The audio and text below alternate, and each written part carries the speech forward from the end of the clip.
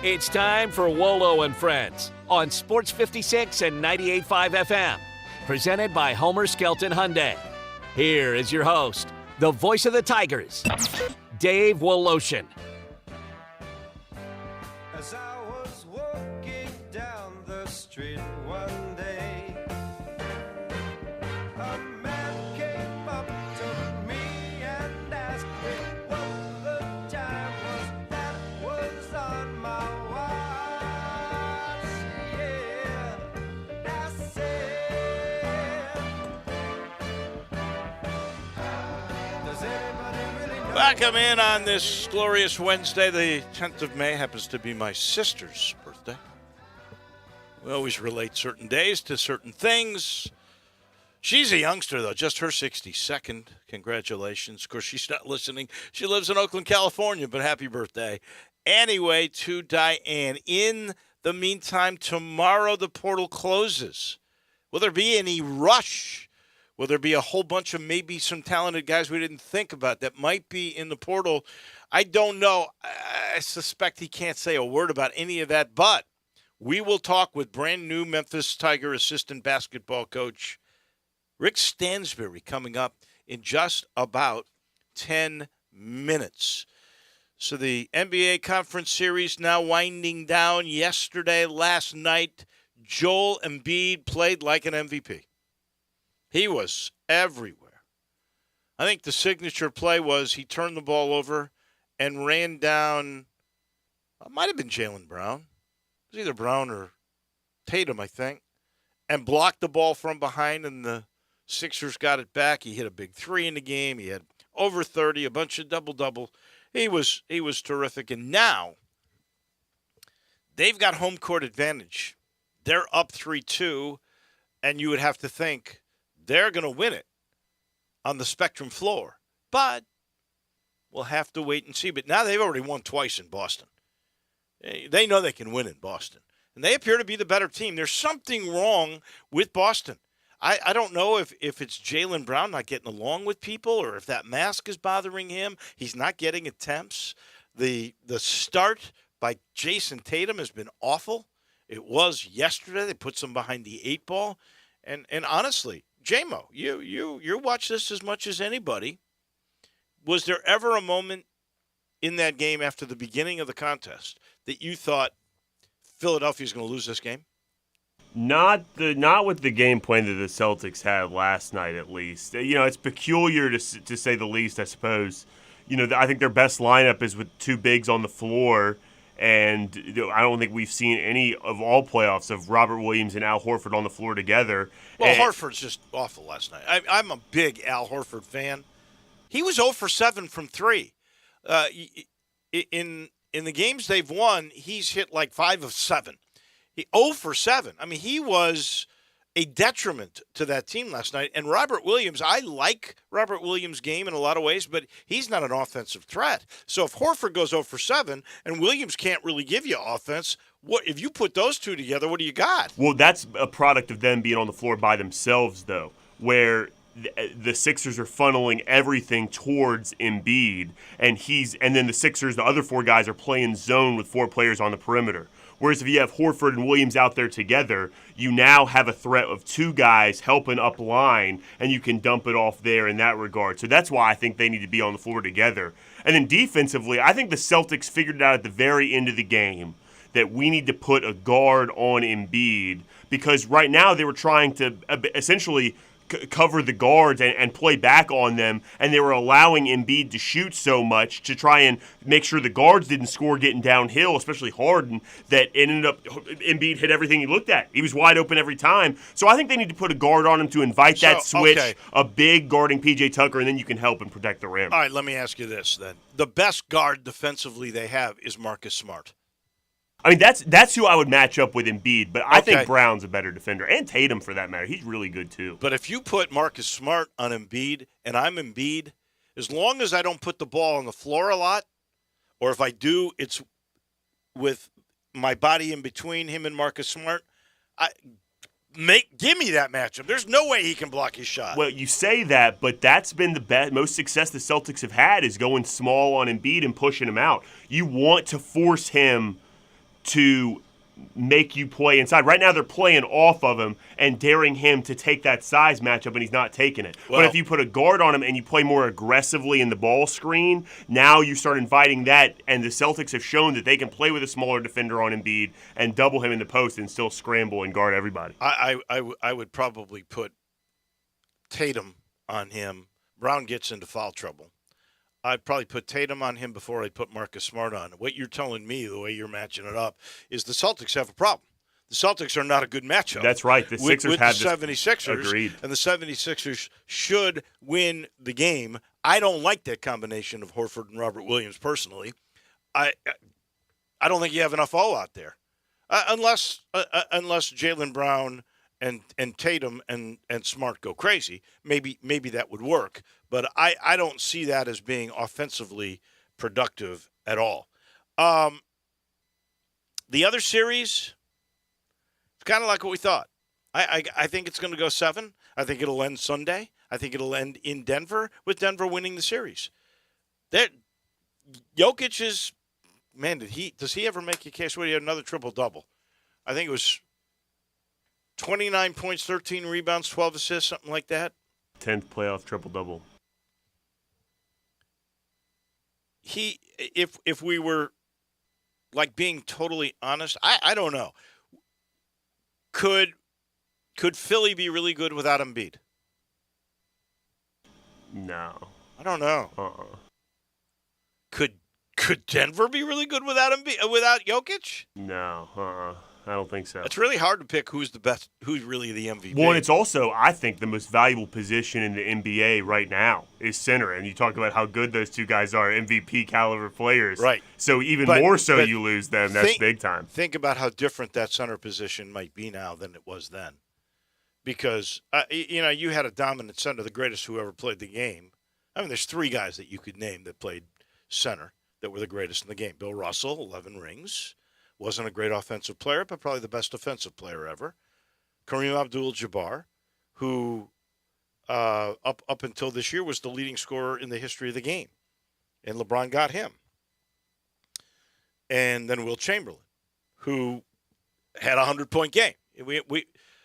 But they all scored inside. There's nobody stepping out. There's nobody handling the ball except Embiid and Jokic. They are absolutely the prototypes for the new centers. But how many guys are there like that? Embiid, Jokic, is there another center that you can think of in the NBA that can do what they do? I would say Giannis, but then you get a lot of pushback saying, well, he's not a center, but Giannis is a center like that too. Yeah, but really, they don't even play him as a center like the 76ers and the Nuggets? Nuggets do. See, I almost think... Because they play Lopez more as the center, don't they, really? And Giannis is more the power forward? Well, I see Giannis almost as more of a post presence than Jokic is because of how much Jokic has the ball, top of the key, facilitating. Giannis is a weird comparison, but almost like Shaq in his ability to play back to the basket on offense. Very powerful inside like that. But he'll shoot threes, but he's not as proficient as Embiid or Jokic in particular. Neither one, you're right. Yeah, I think they're rare birds, but Giannis might be the third, but there are 30 teams. How many more? I don't think you can find another one. Exactly. But maybe Wembanyama is going to be that with whomever he ends up with. But there was an interesting point made by the talking heads on ESPN pertaining to the series with Nuggets and the Suns, and that is DeAndre Ayton. DeAndre Ayton, last night in that series, guarding Jokic, not producing, minus 21. He has never been a positive in the series. So they've played 5 games, right? Denver's up 3-2. Each team's won at home. There has not been one game that DeAndre Ayton, who I like, but he's certainly not those other centers we're talking about. He's all more old school guy. DeAndre Ayton, the best he's ever been was in one game. It was one of the home games. He was even, 0. He's been minus up to 20. He was minus 21 in 2 different games. He's been minus every single game but the one where he was even. And a lot of speculation he will not be back in Phoenix if they fall in this series. We will wait and see on that. Last thing, and then we're going to get a hold of Rick Stansberry here. The American Athletic Conference Commissioner came out with a rambling 2,500-word press release, I guess you could say, once again trying to make the case that you need to do away with the Power Five and the Group of Five distinctions. He thinks it is so dismissive and disrespecting to the Group of Five, and that there is inherent bias that comes with all of that. Interesting to me because he's sort of going 180 on this, and I want to get the commissioner on because I like the commissioner, but when you really think about this, he was branding the league, trying to single himself out, which was, I thought, brilliant. He was trying to brand the league as a Power Six. He wanted to be in the P. Now that didn't work, although I do think it did single out the American as the in-between conference. But now it didn't work all the way. And so now he's trying to get rid of that whole thing altogether. I think we're going to try to get him next week to talk about that. I'll let you know I'm sitting in the Family Leisure Studios. Don't forget the Vacation at Home sale, where the pools are now at the lowest price this year. And if you mention this ad during this sale, you'll get a free liner upgrade. By the way, you mentioned this ad. You get half off installation. That's big when you consider you can now get a play gym for the kids for under $2,000. And let me tell you this. If you've seen those cool things, and your kids will love you. If you've seen it, you want somebody to install it. You get half off. Mention us. And our title sponsors, Homer Skelton Hyundai in Olive Branch. That is right at the corner of Highway 78, Lamar, and the first exit in Mississippi, Craft Road. Chris True's been over that dealership for, I guess we're talking double-digit years now. And they take care of you. But there's a guy you got to go see right now. His name is Vinny. Vinny Girard. He's Canadian. Go talk hockey with him. But you want to talk about the Genesis cars. That's his thing, and he's got this deal right now on a G70. That's the smaller car. I call it a rocket ship. It's not really a sports car, but it performs like a sports car. And if you would to get that G70 right now, and you agree to finance with Genesis, and you should, it's a good rate, you'll get $1,000 off. They're literally paying you to do business with them at Homer Skelton Hyundai and Genesis. It's a pleasure to introduce a guy I've seen for a long time. Rick Stansberry is now the new assistant coach for the University of Memphis basketball team. Welcome to Memphis, Rick. I know you've worked around here for a long time anyway. Going back, and I got to ask you this, you were an assistant really kind of after you left as a GA at your alma mater, Campbellsville, but you were at Austin P for a number of years. Were you with our buddy Dave Luce? No, Dave. Dave was. I think he was probably a couple coaches after us. I was in the '80s with Lake Kelly. Lake Kelly. Okay. Yeah, 84 to 90. So I think Dave. It seemed like there was another coach that came after that. Then there was Dave Luce. And then Dave Luce was there forever, or so it seems. That's right. He was. He used to be assistant up here, didn't he? But Dave Luce was an assistant for Larry Finch. That is correct. He was actually the head coach at CB. It was then CBC, now CBU, the Division II school, and then he came to work with Larry Finch, and he was terrific. He was really kind of the X's and O's guy, and got his job at Austin P and stayed there for forever. So you, I'm certain, could have had several places that you could have landed. What made you choose Penny Hardaway and Memphis to be an assistant coach? Well, probably those two things you just said. Number one, Coach Hardaway. I'm very familiar with Coach. Known him for years. I'm going to date myself a little bit here. I can remember I recruited one of his teammates back in the 80s when he was playing high school basketball. So saw him there, followed his career. Then, when I was at Mississippi State all those years, was up and around Memphis all the time and got to know him as a coach then. And it's very obvious I followed his career. Matter of fact, we played a couple times and got a lot of respect for what he's doing. And, the things that were enticing and that I believe was, number one, you got Coach Hardaway. What a better sell is there in America than that? Number two, I understand the tradition of this Memphis program, the history of it. The city loves basketball. Then you add in the Grizzlies with that, the NBA franchise, everything young men want and need are right here in Memphis, starting with Coach Hardaway. When you evaluated yourself as a coach, do you think of yourself as an X's and O's guy? Do you think of yourself as a recruiter? How would you self-scout Rick Stansbury? I don't get into all that. Number one, as a head coach, that's 21 years, you better be able to do it all. There's not one element that you better be short of. And again, 14 years as head coach in the SEC, I don't think you survive and do any of that if you don't have some versatility with it all. And again, through the years, you got to adjust to different talents. You got to adjust to the landscape now. So, that's probably more of, fans determine winnings and losses, good coaches, bad coaches. That's where that is. That's just the lay of the land. But, I just think you got to have versatility to do all of it, Dave.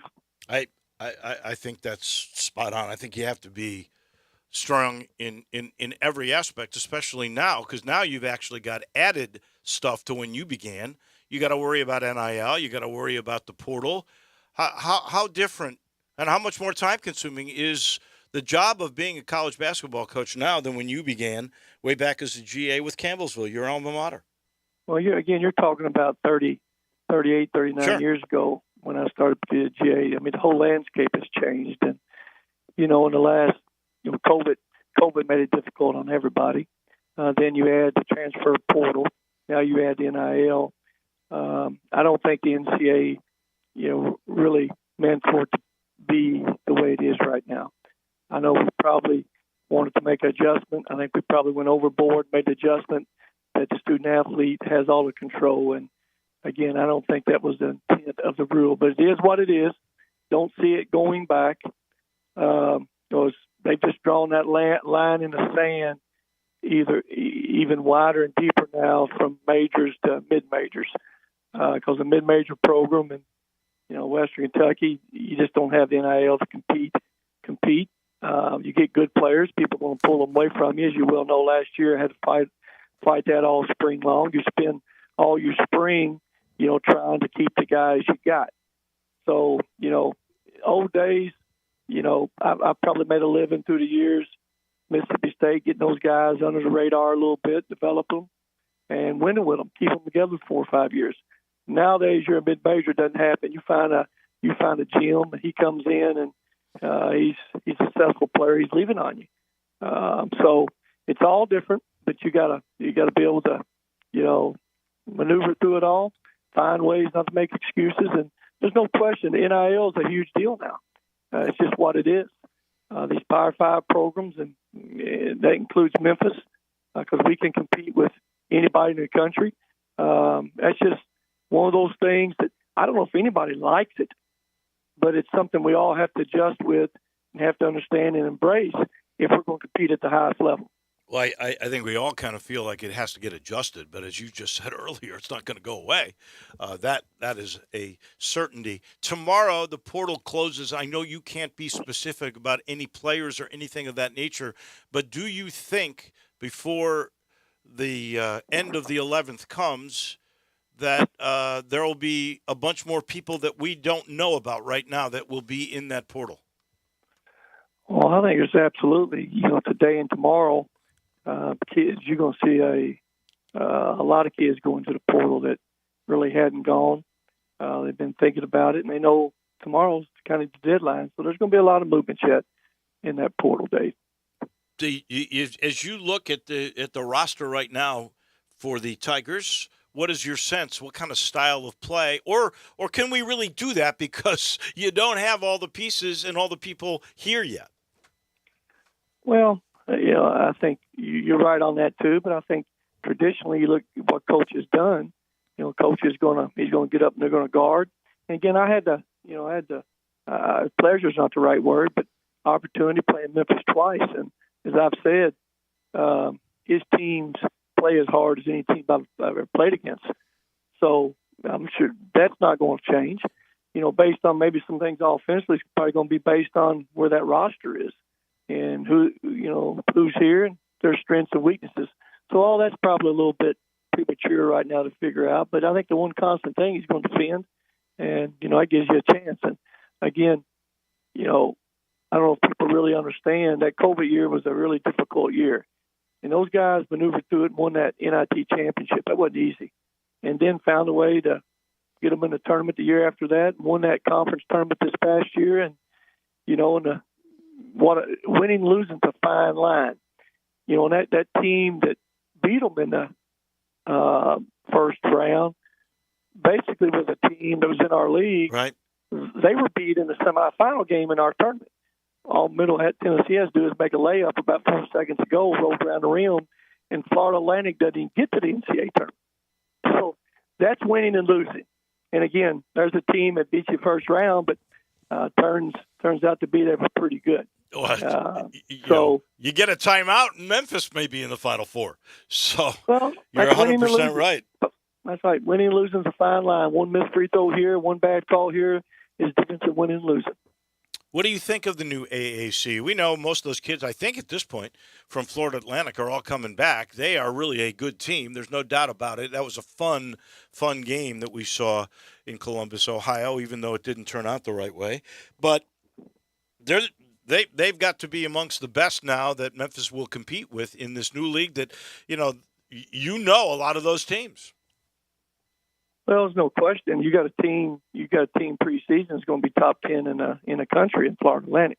So that's where it starts at. That's what you got to be able to judge, and that's what you got to be able to compete against. And that's what you have to compete against to win this league. So I don't know if there's going to be a lot of years that's going to happen at Florida Atlantic. It can be years it happens at Memphis now, but I don't think Florida Atlantic through time, and again very familiar with them, and they were able to keep all those kids together during COVID, and that's a veteran team. And as I said, those teams that could keep people together during COVID that didn't have to recruit off the internet got better. And Dusty did a great job doing all that, and it all came together last year. I know he's got 2 kids that entered the draft. I think probably both of those guys will return. So when they return, they're a good team. And again, as I said, winning, losing is a fine line. They could very easily have been beat in the semifinals of the conference tournament. Well, UAB, Charlotte, all those did pretty well, I guess, in those other tournaments. UAB with Andy Kennedy, we know is going to be a good team, and that's a nice rivalry game for Memphis. We all love going to Birmingham. Well, those other 5 teams coming in, I think they took big hits in the graduation. UAB, as you mentioned, Andy will do a good job with them, but they lost those 7 top guys. So, I know that's a rebuild there, and he'll get some players. Charlotte, absolutely, they lost the whole team. So that will be a different team. They were a really good team last year. And Rice lost a really good guard. San Antonio was a team that struggled last year and probably lost all their best players. So, I think there's no question the one team that's coming in is Florida Atlantic. And again, they're coming in as a top 10 team in the country. So if you compete against them, you got an opportunity to compete against anybody in American. All right. What do you think of the Memphis schedule non-conference? Penny's ambitious. You got to admit that. Well, that's, he did it last year.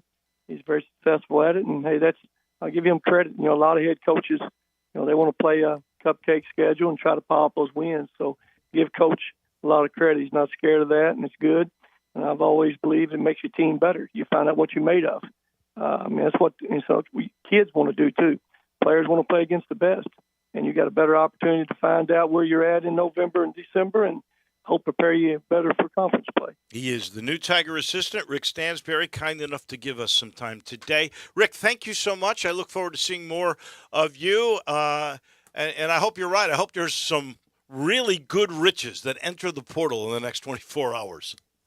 Okay, Dave. Look forward to seeing you soon. Thank you. Rick Stansberry, new assistant for Penny Hardaway. I agree with the theory that Penny has that he just talked about playing the best, and it brings up, and I meant to mention this a little earlier, it brings up the passing of an unbelievable coach yesterday in Denny Crum. When I got to Memphis, that Memphis-Louisville series was so special. It was Dana Kirk who was a former assistant of Denny Crum, up against each other in the old Mid-South Coliseum. To this day, those are still the most electric crowds I've seen, including NBA playoff games. Unbelievable how loud it would get in the old Mid-South Coliseum when those two teams would square off. And Crum was an unbelievable guy. Played for John Wooden, brought that UCLA offense. He won like 15 conference championships, went to 6 Final Fours, won 2 national titles, was always a gentleman, a good guy. He really was a good guy. And what a life well lived. And he was the first guy that always said, I want to play the very best beginning of the year. It will prepare me for the end of the year. And his teams were always prepared. This portion of the show brought to you by Grind City. You know how good Grind City is. It's got that new look now. It's all over town. You can get it not just from the brewery right on the river, just north of Memphis. Go to that brewery. You'll love it. There's a little park outside. There's a restaurant that serves these great burgers about a half a mile away and doesn't really have a place to eat. So sometimes I'll sneak, don't tell them, I'll sneak to that beautiful area right in front of the brewery, and they got little tents set up, and they got picnic benches, and you can eat. It's great. But I love the beer. I love all the beer. And, you know, Tiger Tail, that's a craft malt liquor that I don't think anybody does it like Grind City Brewing does, really. And they got the Poppy's Pills. That's the new Pilsner. They got a wheat ale. They've got everything now that you will love. It is clearly Memphis. It is the Memphis beer. It is Grind City. We pause for a second. When we come back, another Memphis treasure. That would be Pete Pranica, TV voice of the Grizz. He's on his way right around the corner. Start your day with Sports 56 Mornings with Greg Gaston and Eli Savoy. Weekday mornings from 7 to 10, right here on Sports 56 and 98.5 FM. Hey sports fans, this is Jay Gaddis from James Gaddis Jewelers. Mother's Day is almost here, and what better way to celebrate Mom than showering her with beautiful jewelry she deserves from James Gaddis Jewelers. Diamonds and pearls, gold and silver. We have a stunning selection of fashion jewelry from designers like Tracy Arrington, Michoud, and Ronaldo bracelets to fit any budget and any occasion. Show Mom how special she is this year with precious jewelry she will enjoy forever. Located at 4900 Poplar Avenue in East Memphis, James Gaddis Jewelers, your family jeweler. At Jason's Deli, when you're dining in or picking up curbside, you can expect wholesome food and no surprises, just delicious sandwiches, crisp salads, and quick quality meals made with the freshest ingredients and no artificial trans fats, MSG, high fructose corn syrup, or artificial colors and dyes. Around here, a lot of thought goes into what we put into our food and what we take out of it, because you're not just taking a bite, you're getting a taste of who we are. New items are constantly being created to expand our menu for all tastes and special diets with vegan and gluten-free options available. Convenience and on-time delivery you can count on. It's just a click away at jasonsdeli.com, so whether you need to feed 5 people or 5,000, the team at Jason's Deli, they have the credentials and the commitment to keep you satisfied. Freshness is nearby at Jason's Deli with locations at Ridgeway in the Park Place Center, Poplar and Highland, Germantown Road in Cordova, and on Goodman Road in Olive Branch. Jason's Deli. It's wholesome food and no surprises. I've always gotten tons of UTIs. Cranberry products never worked for me, and I was desperate for a way to be proactive. I'm Jenna Ryan, CEO and founder of Eucora. We've worked with doctors to develop effective urinary tract health products. Eucora is helping over 100,000 women stay healthy. Ready to join them? Get 30% off at eucora.com/radio. That's UQORA.com/radio. These statements have not been evaluated by the Food and Drug Administration. This product is not intended to diagnose, treat, cure, or prevent any disease. There are so many ways to buy and sell houses these days. How do you choose? Well, of course, choose the right way with Chet Whitsitt. Chet has over 37 years of experience as both a broker and a sales agent. He's helped lots of people buy and sell homes, and he will help you. It's the right way, and it's that easy. Buying, selling, or referrals, check with Chet at 901-484-5689 and Cry Like Realtors at 901-756-8900. Buying or selling? Check with Chet Whitsitt. Listen Sundays at 11 a.m. to join Idlewild Presbyterian Church for worship. Idlewild is a PCUSA church located in Midtown Memphis.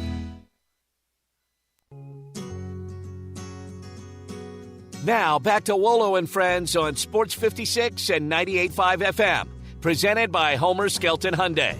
Here once again is the voice of the Tigers, Dave Woloshin. Lonely feeling deep inside.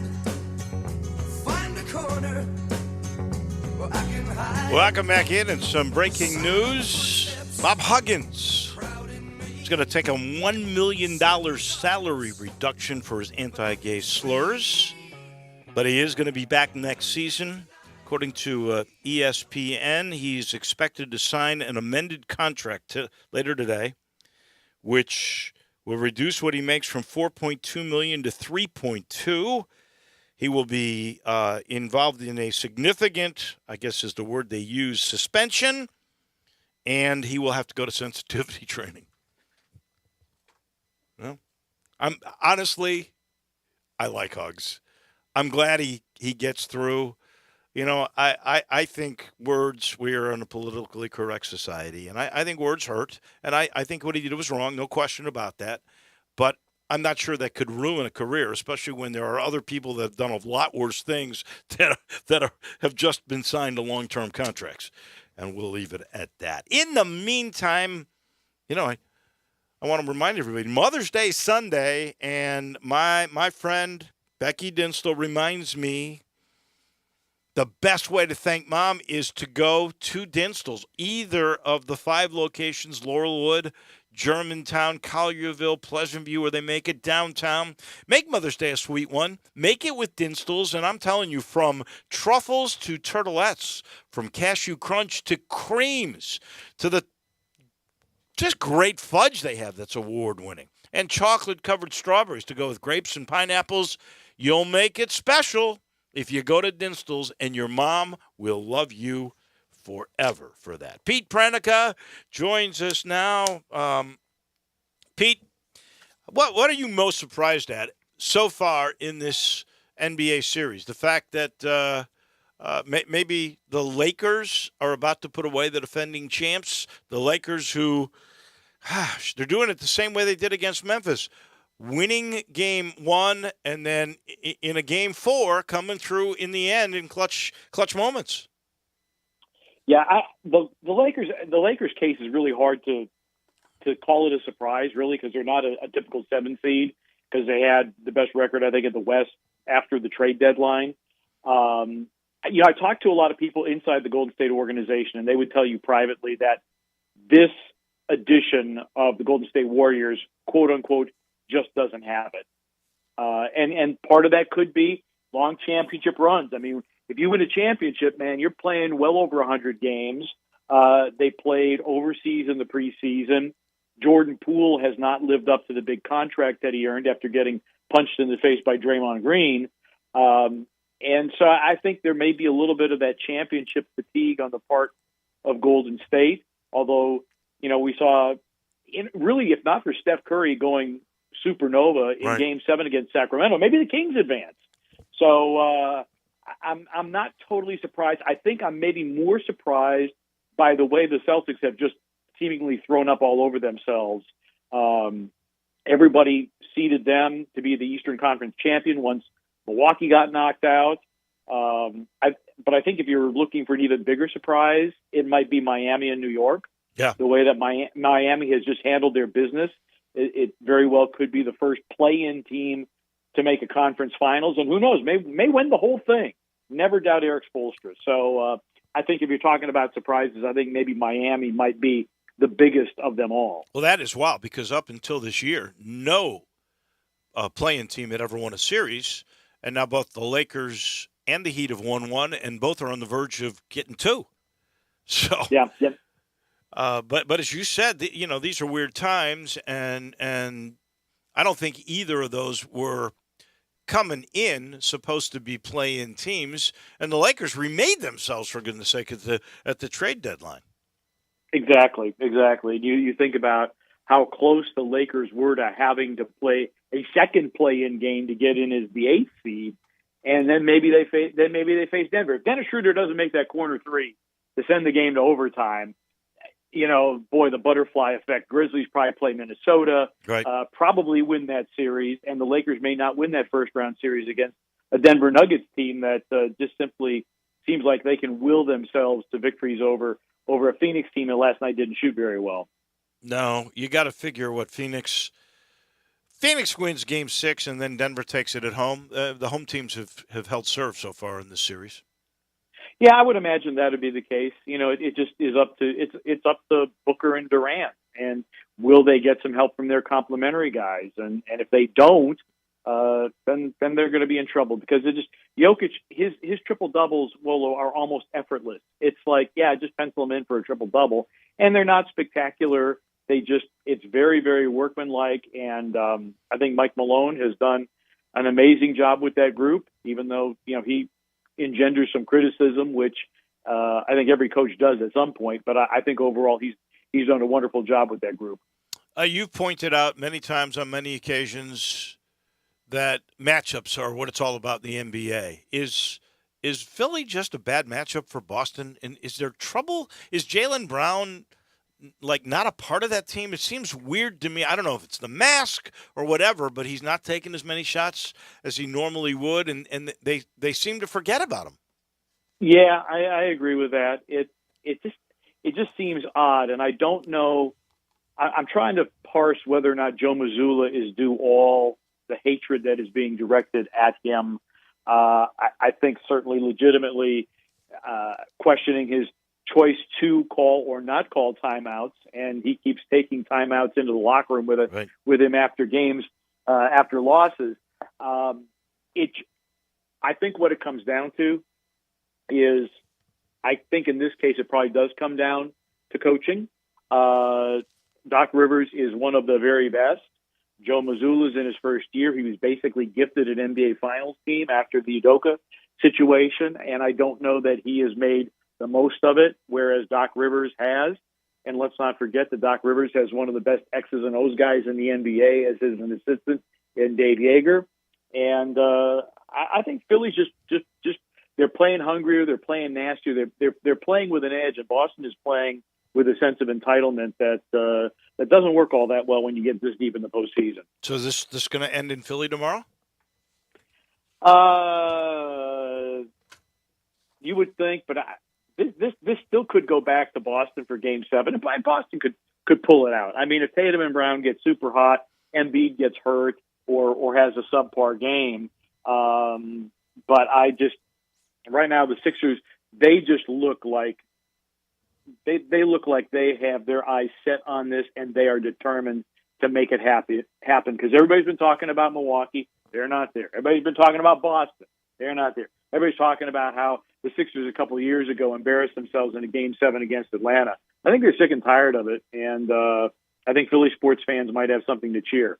I think so too. I'm with you all the way. All right, let's kind of wander over to the Grizz, your team, where they got a couple honors, although one of them's not going to be around. But we knew that Jaren Jackson Jr. was going to be all defense because, frankly, he was the Defensive Player of the Year. Dylan Brooks made second team. Does that help him in wherever he decides he's going to go, or whichever team wants to take him? Absolutely. I mean, it certainly, I think, increases his value in the eyes of other teams. Look, there have always been outsized personalities that have found other addresses. It's going to happen. I mean, the thought that, just because, he poked at LeBron James and some of his outrageous outfits that he's not fit for the NBA. No, it's just there's going to be a team that is going to want him, and they're going to have to work with him and understand how he fits with them. And again, you're dealing with a large personality. We've had large personalities in the NBA before, and he's not as out there as Dennis Rodman. I've been around Dennis Rodman with the Detroit Pistons. Okay, Dylan Brooks is not that far out there the way Dennis was. So he'll have suitors. I don't think there's any question about it because I think I was looking at the voting. I think Dylan got more votes for all defense than any other guard in the NBA. Yeah. Which I've always thought, really and truly, there was a bias for big guys because of block shots, I guess. I've always thought that the perimeter guy that could shut a guy down was really, to me, more effective. I would, if I had a vote in that, I would probably go to the best perimeter defender, unless a guy had an incredible year. Right. That to me now, when team broadcasters were able to vote, we did not vote on all defense, but you'd vote for defensive player of the year, and that was always for me. That was always the hardest one to quantify because it's easy to go with the guy that averages 2 steals a game or averages 3 blocks a game. Right. But there's more to it than that, and so you'd sit down and you'd crunch the numbers and you'd take a really, really hard look before you cast that ballot because it's easy to just be swayed by stats and maybe guy's a great shot blocker because he's 7'4", not because he's a good defender, like a one-on-one defender. Right. So those are always the hardest ones to balance and figure out who belongs on those teams. So who's the guy you think that Memphis goes after to replace Brooks? Honestly, Wolo, I haven't even gotten that far. You're looking for a 3-and-D guy. Dylan obviously gave you the D. The 3 that was an issue, particularly this year. So the type of player that the Grizzlies typically look for is the proverbial Swiss Army knife type player that can do multiple things. But clearly, you're going to have a good perimeter defender. You've got a great big defender in Jaren Jackson Jr. You have an improving point defender in John Moran, who I thought did a much better job defensively this year than he had done in the past. Desmond Bane is a capable and willing defender, but is there that shutdown guy that can also make some shots for you? That's the type of player that they're going to be targeting. As far as specific guys, I haven't taken a deep enough dive into that, but just kind of knowing the type that the Grizzlies look for, that's what they're looking for. All right, let me just throw this list out because it's not mine. I believe it's to Michael Cole from the Commercial Appeal, and I'm assuming he took into account what financial ramifications would be. But he's got Kelly Oubre from Charlotte, Jay Crowder from Milwaukee, who has been here before. I loved him. Didn't shoot well here, but has shot better since he left. Harrison Barnes at Sacramento, Clarice Levert from Cleveland, and Bruce Brown from Denver, who's really not a good defender, but a heck of a shooter. Of those 5 guys, which one do you think would mesh the best with this team and Taylor Jenkins' approach? I've always thought Karis LeVert was a guy who certainly has always hurt the Grizzlies, so it's easy to pull up the scout tape on him. So that's a name that kind of jumps out at me. Bruce Brown is a guy who last night was fantastic for Denver and a big reason why they won that game because I think he had something like 23, 25 off the bench. But LeVert is a very, very good two-way player. Harrison Barnes, I think he was maybe overvalued at the start of his career, and now he has grown into the sage veteran that was a stabilizing force and had a really good year for Sacramento.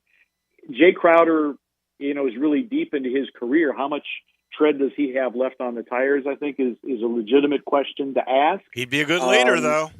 Seems like a good guy.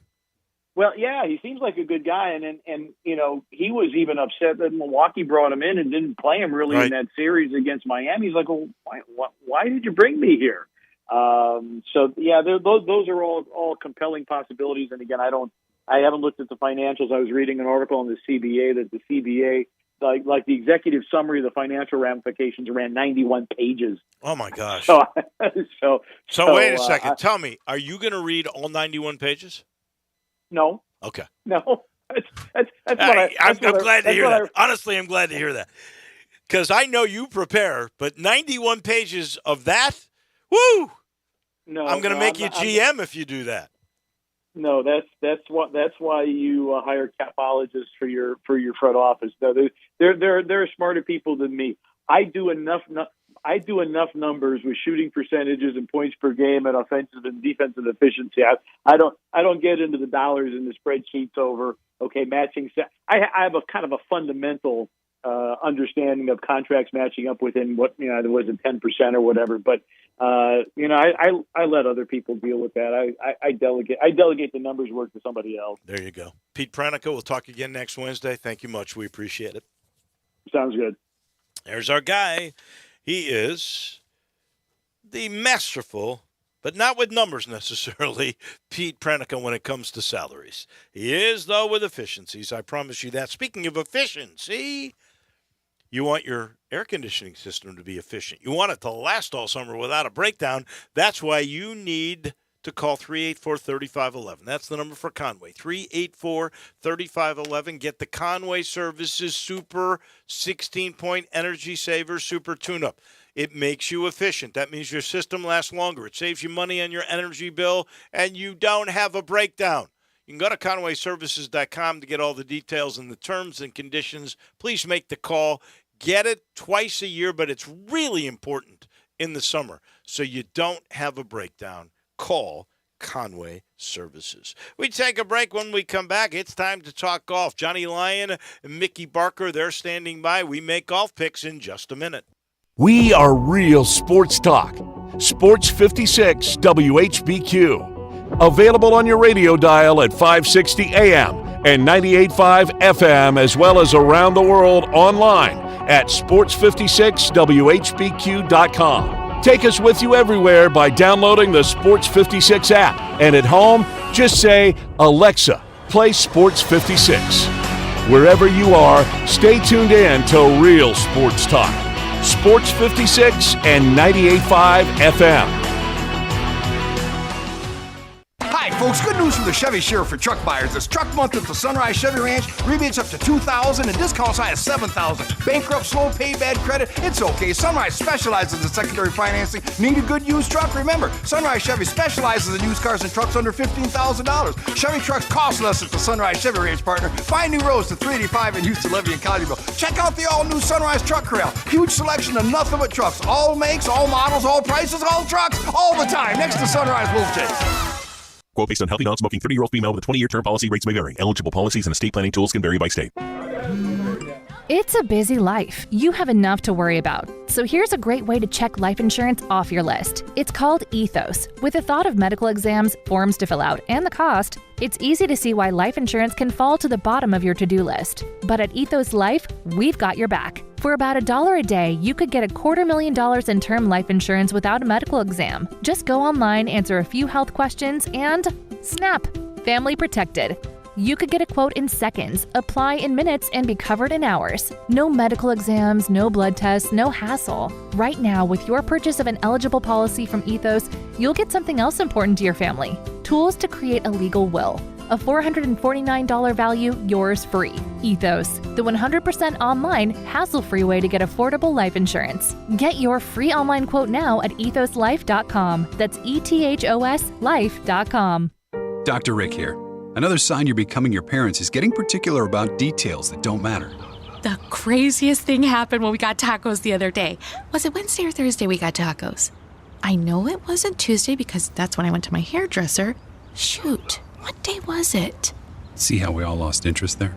Progressive can't help you from becoming your parents, but we can help you compare rates on home insurance with Home Quote Explorer. Progressive Casualty Insurance Company affiliates and third-party insurers. Comparison rates not available in all states or situations. Prices vary based on how you buy. Everyone needs protection, whether you're on the field or on the road, so make sure you have the best. Bob Simpson State Farm Insurance can buckle you up with auto insurance, can back you up with life and health insurance, cover your business whether it's starting, growing, or maturing, and don't forget to insure your home, no matter if you're an owner or a renter. Like a good neighbor, State Farm is there. Call Bob Simpson today at 901-381-1233 or go online and get a free quote at bobsimpson.org. Stay protected with your good neighbor, Bob Simpson. Now back to Wolo and Friends on Sports 56 and 98.5 FM, presented by Homer Skelton Hyundai. Here once again is the voice of the Tigers, Dave Woloshin. Welcome back in. We're going to make picks here in a minute. We're going to talk with Mickey Barker, who is the head of all of City Memphis Golf. Johnny Lyon will join us as well, former publisher of the Mid-South Golfer. And I should say that these picks are brought to you by Memphis Public Links. They sure are. And a reminder, the Galloway Championship is May 20th, so it's coming up 18 holes of stroke play. Toughest and fairest setup they can do.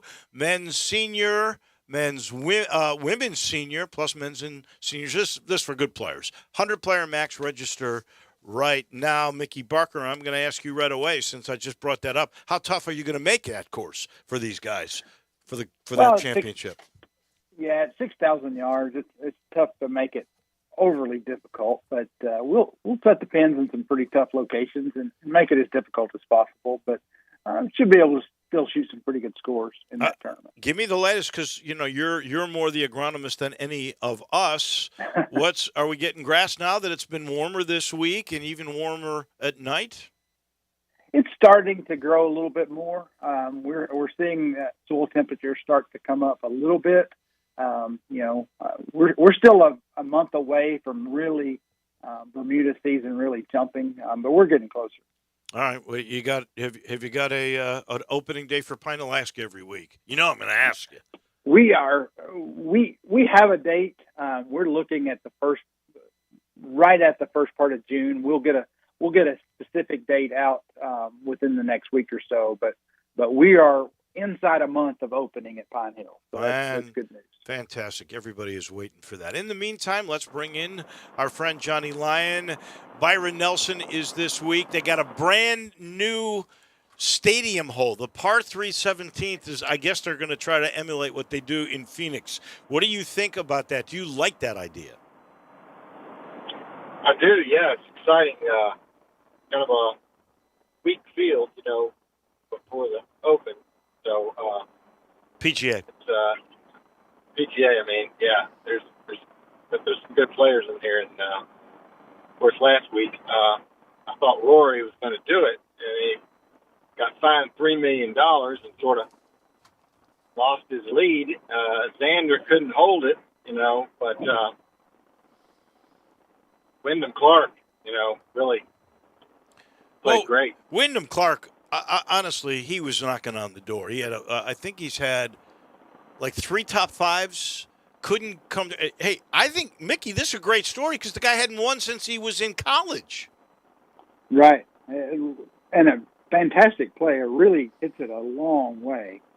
Been a good player on tour for a long time. Just really hadn't seen the results. But it was just a matter of time before he broke through. Do you like, by the way, the stadium setup? Trying to make it a little, you don't have Byron Nelson anymore. So really and truly, this is what happens to all those tournaments that had big names behind them. When those names pass away, I hate to say it, those courses lose their clout. And, even the Byron Nelson, which used to be by the Four Seasons on a beautiful course in Las Colinas, they had to move it. It wasn't working. Do you think this is a good thing, or is it too gimmicky? I'm not sure. I like it for the waste management, and the one time a year. That's kind of always been the thing there. But I'm not a huge fan of it, to be honest. I'm more traditional thinking. You're a as far as that conservative. goes. You're a conservative guy. Come on. If it brings people to the course, then sure, have at it. Okay, I'm kind of with you there, Jordan Spieth, because of a wrist injury, has had to withdraw from this. All these Texas guys love playing in Dallas, and he's from the Dallas area. What do you think that does for him with the PGA? I'm worried about him for that. Yeah, it's looking iffy for the PGA, and home crowd kind of favorite, I would say, him and Scotty. But, yeah, that's got to be disappointing if you're going to the tournament. Yeah, guys, there is so much depth here. We'll talk about this next week. But, if you're trying to figure out who is the favorite next week, I can't definitively tell you. People would say John Rahm. He's number one. He's won 4 times already since the season began last fall. But would either of you say, oh, yeah, he's absolutely the winner? No, I don't think so. We're not to a point where he's not Tiger Woods from 2000 when you take Tiger against the field, but for sure, between him and Scotty going to Oak Hill, it'd be a coin toss. Yeah, no, I agree, and Rory McIlroy. I don't know what's going on with Rory McIlroy. He hasn't been the same since he got fined. I don't know if he got mad, distracted. I don't know, but. Yeah, it can't be the money because he's got a $150 million contract with Nike. So, yeah, but it's still got to get in your head a little bit when they take away $3 million. Yeah, maybe so. All right, we better make our picks for the Byron Nelson. Just so you know, last week, Johnny was the winner, $2+ million. J-Mo was second, $1.5 million. I ended up with $500,000. So at this point, I got a $4 million lead on Johnny. Mickey is next. He's $1 million behind Johnny. J-Mo bringing up the rear, another $1 million behind Mickey Barker. So, J-Mo, you go first. We got 2 locks, 1 shock. That's 51 or higher on the OWGR. Who are you going with there? Well, I would just like to point out the uniquely difficult position to go in first because you have to take this guy. I can't pass him up. It's a hometown guy, no Spieth. I got to take Scotty Scheffler this week, but I'm not hugely confident in it. No, I don't know why you wouldn't be. Of course, you're the same guy that passed on Tony Finau. That's right. A couple of weeks ago. Mickey, you're in a position of second to last here, which is a rare spot for you. Seems You, like I by can the get way, there very criticized quickly. my decision on Homa last week. He did get top I 10. did, and he finally played better for the first time. So I'll have to go with Adam Scott. I was hoping J-Mo would pass on Scheffler, but I'll take Adam Scott. He always plays well there. He's a former champion. Played well last week too. Johnny. I'm going to have to go this week with Riley Davis. Riley Davis. Wow. Yep. Love that pick, Johnny. I made a bet on him earlier this morning, actually. Wow. I'm going to go with a guy I picked last week, and he made me a little bit of money, but he was not great. But I keep thinking this guy is going to really be a superstar. I'm going to go with Tom Kim again. I was really holding out hope Tom Kim would make it to the second round. He doesn't. I'll go with who I picked last week. He did well last week. I think he does well again. Ooh, man. I'll go Terrell Hatton again this week. Oh, I almost went that way. I'm amazed he hasn't won yet. He is such a good player. Mickey, does he have a temper problem, Hatton? He has a temper problem toward himself, not toward anybody else. Right. He's super nice to anybody else, but he always gets mad at himself. But he's played well enough. He hadn't to do that very often. All right, who you going with, Mickey? I'm going to go with. I really wanted to go with the chance of the three-peat with KH Lee, but I'm going to go with Jason Day, former champion there, and should play better this week. Oh man, I thought I'd get him. I really did. All right, Johnny. Okay, I'm going to stick my neck out here and go for Seamus Power. Okay. Seamus Power. All right. Yeah, I was thinking Seamus Power actually had gone below 50, but he's 39. I made a bet on him this morning, too, actually. You know what I'm going to do? I'm going crazy here because I'm an American guy, right? But I'm going Korean this week. I'm going to go with KH Lee. For my shock, there's one. I'll go off the board this week. Believe it or not, an Australian. Despite the name Min Woo Lee this week, 62 is his ranking. Min Woo Lee. Okay, Mickey, what you got up your sleeve? I'm going to go with another Texan, Aaron Wise. Oh wow, that's a name we haven't heard of in a while. For making his first start back right after a mental health break, I believe. Yeah. Good luck on that. That could be a great pick because he was destined to be a great player, and then he got sidetracked with he couldn't stand the grind and the loneliness of the tour. Johnny, who do you like? Who's your shock? Brandon Wu. Oh gosh, I was one away from getting the guy. Sorry, so sorry. Brandon Wu. Oh, man. I'm thinking I could go Texan and go Jimmy Walker. He always plays great in Texas. There's also Christian Bezuidenhout. I like that guy. You know what? I'm going to go Christian Bezuidenhout. You just like to say his name, Dave. I do. Yeah, I thought you were going to say God bless you. I didn't. Yeah, it's on mine. Yeah. All right. So J-Mo's got Scotty Scheffler, Terrell Hatton, Min Woo Lee. Mickey, you got Adam Scott, Jason Day, and I think the best sleeper shot guy, Aaron Wise. That could really work out well. Johnny's got Riley Davis, Seamus Power, and he stole Brandon Wu from me. And then I've got the Koreans, Tom Kim, K.H. Lee, and Christian Bezudenheit. Thank you guys so much. We appreciate it. Till next week, we'll be talking PGA, second major of the year. Good deal. Thank Sounds you, good, Dave. Thank you. All right, have a great week, guys. There's Mickey Barker. There's Johnny Lyon. That'll do it for J-Mo and for me as well. Johnny Radio comes your way in a minute tomorrow. We got Russell Copeland, who's coming back. Jarvo. It'll be a busy show. We'll see you then. Have a great day, everybody. Homer Skelton Hyundai Genesis